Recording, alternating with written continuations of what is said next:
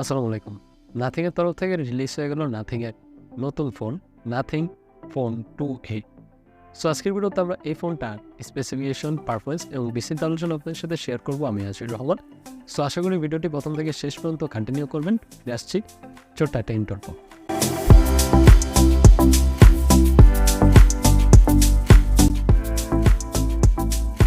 So first of all বলা যাক ফোনটির ডিজাইন এবং বিল্ড কোয়ালিটি নিয়ে। দেখুন, ডিজাইন এবং বিল্ড কোয়ালিটি নিয়ে কথা বললে ডিজাইন এবং বিল্ড কোয়ালিটির তেমন কোনো চেঞ্জ আসে না আপনারা যে ভাবছেন।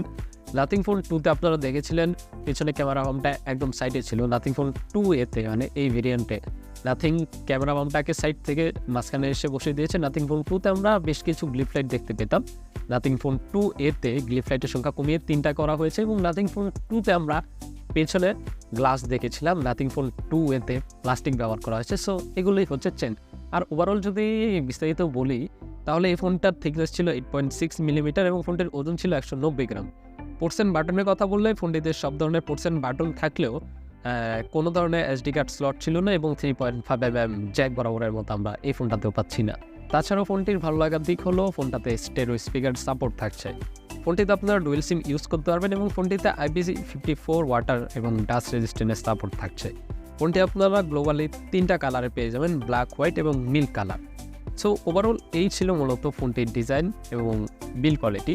ডিজাইন এবং বিল্ড কোয়ালিটি সব দিক থেকে ঠিক থাকলেও ফোনটির পেছনের দিকটা আমার কাছে কিছু হতাশ করেছে। তার কারণ হলো পেছনে প্লাস্টিক ব্যবহার করা হয়েছে, কারণ প্লাস্টিকে খুব তাড়াতাড়ি ক্র্যাশ করেছে। দেখুন, এটার যে পেছনের সাইডটা এটাই কিন্তু মানুষকে আকর্ষিত করে, ট্রান্সপারেন্ট একটা ব্যাপার রয়েছে। সো সেই ক্ষেত্রে দেখা যায় আপনি যদি কেস ছাড়া ইউজ করতে চান সেক্ষেত্রে আপনার ট্রান্সপারেন্ট কেসই ইউজ করতে হবে। তার কারণ হলো না হলে ওরকম মজা পাওয়া যাবে না ফোনটা ইউজ করে, যেহেতু একটা ট্রান্সপারেন্ট ব্যাপার রয়েছে। সো এমনি যদি আপনি কেস ছাড়া ইউজ করেন ফোনটি তাহলে দেখা যাবেন যে ক্র্যাশ পড়ে যাবে, যেহেতু প্লাস্টিক ব্যবহার করা হয়েছে। যদি গ্লাস থাকতো ওরকম ক্র্যাচের ব্যাপারটা থাকবে না। আর তাছাড়াও আমি যেটা দেখলাম যে অনেক ফিঙ্গারপ্রিন্ট ম্যাগনেটেড, আপনার হাতে ধরলে আপনার হাতের ফিঙ্গারপ্রিন্ট পড়ে যাবে। সো ওভারঅল আমার কাছে মনে হয় এখানে প্লাস্টিক না ব্যবহার করে যদি গ্লাস ব্যবহার করতো সেক্ষেত্রে আরও ভালো একটা সাপোর্ট পাওয়া যেত। বাই দ্য ওয়ে, এবার ফোনটির ডিসপ্লের আলোচনা আসা যাক। হ্যাঁ, ডিসপ্লে আলোচনায় কথা বললে ফোনটিতে ব্যবহার করা হয়েছে 6.7 ইঞ্চির একটা AMOLED ডিসপ্লে, যেখানে 120 হার্টজের অ্যাডাপটিভ রিফ্রেশ রেট থাকছে এবং ফোনটির ডিসপ্লেতে আপনারা HDR10+-এর সাপোর্ট পাবেন এবং 40 হার্টজের টাচ স্যাম্পলিং রেটের সাপোর্ট পাবেন। সো ওভারঅল এটার যে 120 হার্টজের রিফ্রেশ রেটটা রয়েছে সেটা একটা অ্যাডাপটিভ রিফ্রেশ রেট। এটা আপনার কন্টেন্ট প্লেয়িং বা আপনি কী কাজ করছেন সেটার উপর ডিপেন্ড করে রিফ্রেশ রেট আপগ্রেড এবং ডাউনগ্রেড করবে। সো দেখা গেছে আপনি গেমিং করছেন সেক্ষেত্রে একটা রিফ্রেশ রেট, মাল্টিমিডিয়া টাস্কিং করছেন সেক্ষেত্রে একটা রিফ্রেশ রেট, বা সোশ্যাল মিডিয়া স্ক্রলিং করছেন বা নর্মালি এভাবেই রেখে দিলেন ফোনটা, সেক্ষেত্রে আলাদা আলাদা রিফ্রেশ রেটে ফোনটা আপগ্রেড এবং ডাউনগ্রেড করবে ফোনটির রিফ্রেশ রেট। আর তাছাড়াও ফোনটিতে HDR10+-এর সাপোর্ট পাচ্ছেন। সো ওভারঅল ফোনটির ডিসপ্লে কন্টেন্ট প্লেইংয়ের কথা বলে খুব ভালো দেখা যাচ্ছিল। আমি যেটা দেখলাম খুবই ভালো কালার ছিল ফোনটির ডিসপ্লে, HDR10+-এর যেহেতু সাপোর্ট থাকছে এবং ফোনটির ডিসপ্লে যথেষ্ট ব্রাইট ছিল। তার কারণ হলো ফোনটির ডিসপ্লেতে 1300 নিটসের পিক ব্রাইটনেসের সাপোর্ট থাকছিল। ফোনটির চেন এবং বেজেলস মোটামুটি ছিল 87.6% ছিল ফোনটির স্ক্রিন টু বডি রেশিও। আর তাছাড়াও ওভারঅল ফোনটির রেজলিউশনের কথা বলে 1080x2412 পিক্সেল পেয়ে যাচ্ছেন ফোনটির রেজলিউশন। ফোনটিতে প্রোটেকশনের কথা বললে কর্নিং গরিলা গ্লাস 5% প্রোটেকশন এবং ফোনটিতে কিন্তু অলওয়েজ অন ডিসপ্লে ফিচারের সাপোর্টও থাকছে, যেহেতু AMOLED ডিসপ্লে। সো আগের যে ভেরিয়েন্ট ছিল ওইগুলোতেও ছিল, এটাতেও কিন্তু অলওয়েজ অন ডিসপ্লে সাপোর্ট থাকছে। আর ফোনটির ডিসপ্লের বিশেষত্ব বলতে গেলে ফোনটিতে আন্ডার ডিসপ্লে ফিঙ্গারপ্রিন্টের সাপোর্ট থাকছে, যেটা মোটামুটি ফাস্ট এবং অ্যাকুরেট কাজ করছিল যতটুকু আমি দেখেছি। ওভারঅল মাল্টিমিডিয়া টাস্কিং বা টুকটাক গেমিংয়ের জন্য এই ফোনটার ডিসপ্লের স্পেসিফিকেশন যেটা সেটা আমার কাছে ঠিকঠাকই লেগেছে। সো ফোনটির পারফরমেন্স সেকশন নিয়ে কথা বলা যাক। হ্যাঁ, ফোনটির পারফরমেন্স সেকশন নিয়ে কথা বললে ফোনটিতে চিপসেট হিসেবে ব্যবহার করা হয়েছে মিডিয়াটেকের Dimensity 7200 প্রো চিপসেট এবং এটি একটি অক্টোকোর 4 ন্যানোমিটার চিপসেট। এখানে জিপিইউ হিসেবে ব্যবহার করা হয়েছে Mali G610 MCU4। So overall এই চিপসেট দিয়ে আপনি মোটামুটি মিডিয়াম যেসব গেমগুলো আছে যেমন PUBG, ফ্রি ফায়ার সহ আদার যে গেমগুলো আছে সবগুলো আপনি মিডিয়াম থেকে মোটামুটি হাই সেটিংয়ে খেলতে পারবেন। সেক্ষেত্রে আপনার কোনো ধরনের সমস্যা হবে না। তবে একেবারে আল্ট্রা লেভেলে না খেলার জন্য আমি রিকমেন্ড করব। সো আপনারা যদি ভেবে থাকেন এই ফোন দিয়ে এক্সট্রিম বা বুস্ট লেভেলে কোনো পারফরমেন্স পাবেন, আসলে সেরকম পারফরমেন্স পাবেন না। তবে হ্যাঁ, এটা দিয়ে ওরকম ধরনের গেম খেলা যাবে। তবে আপনারা যদি এটাকে এক্সট্রিম কোনো গেমিং ফোন ভেবে থাকেন তাহলে আমার মনে হয় আপনারা হয়তো ভুল করছেন। বাকি স্পেসিফিকেশনে কথা বললে ফোনটিতে র্যাম ভেরিয়েন্ট থাকছিল LPDDR4X এবং রম ভেরিয়েন্ট থাকছে UFS 2.2। ফোনটি আপনারা 3টা ভেরিয়েন্টে পেয়ে যাবেন, 8/128, 8/256 এবং 12/256 ভেরিয়েন্ট। ফোনটিতে কিন্তু আপনারা চাইলে 8GB ভার্চুয়াল র্যামও অ্যাড করতে পারবেন। 8GB ভার্চুয়াল র্যামের সাপোর্ট রয়েছে, তবে ভার্চুয়াল র্যাম আমার মনে হয় না ওইরকমভাবে এখন কাজে আসে।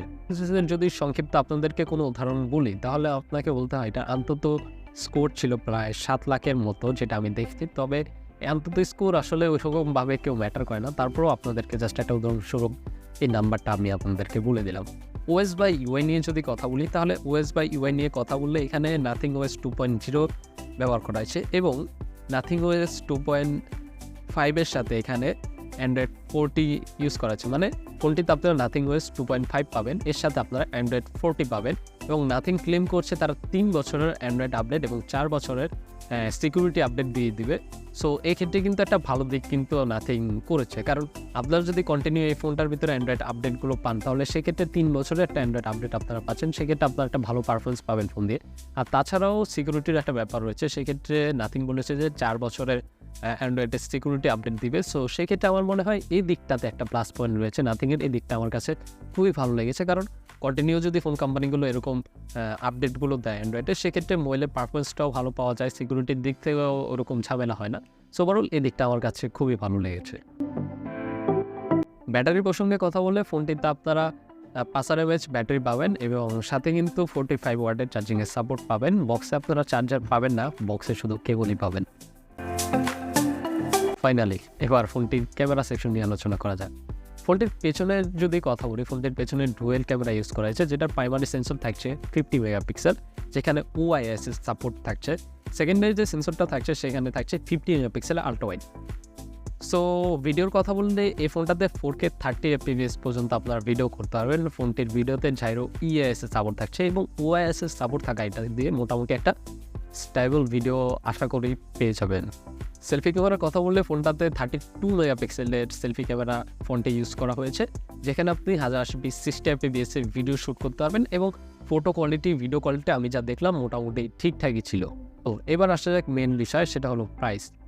এই ফোনটার প্রাইস কেমন হতে পারে? দেখুন, আমি যখন ভিডিওটা শ্যুট করছি এই ফোনটার প্রাইস ইন্ডিয়াতে বলা হচ্ছে যে 25,000-এর ভিতরে হবে। তবে আমার মনে হয় ইন্ডিয়াতে যদি 25,000-এর ভিতরে এটা রিলিজ করা হয় তাহলে সেক্ষেত্রে আমার মনে হয় ইন্ডিয়ার যে প্রাইস পয়েন্ট বা বাজেটের ভিতরে এই ফোনটা ভ্যালু ফর মানি হতে পারে ইন্ডিয়ায়। যদি আমাদের বাংলাদেশের প্রসঙ্গে আসি তাহলে সেক্ষেত্রে মনে হয় এই ফোনটার প্রাইস যদি 30,000 প্লাস হয়ে যায় তাহলে আমার মনে হয় এই ফোনটা না এটা ভ্যালু ফর মানি হবে। 30,000 টাকার উপরে গেলে, 30,000 টাকার নিচে যদি আপনারা পেয়ে যান তাহলে আমার মনে হয় এটা ভ্যালু ফর মানি হয়তো বা হতেও পারে। সো যাই হোক, এই হলো আজকের ভিডিওটি কেমন লাগলো অবশ্যই কমেন্টে জানিয়ে দেবেন। ভিডিও ভালো লাগলে একটা লাইক করে দেবেন, চ্যানেল নতুন হলে সাবস্ক্রাইব করে দেবেন। দেখা হয়ে যাবে নতুন কোনো ভিডিওতে ভিন্ন কোনো বিষয় নিয়ে। সকলেই ভালো থাকবেন, সুস্থ থাকবেন। আসসালামু আলাইকুম।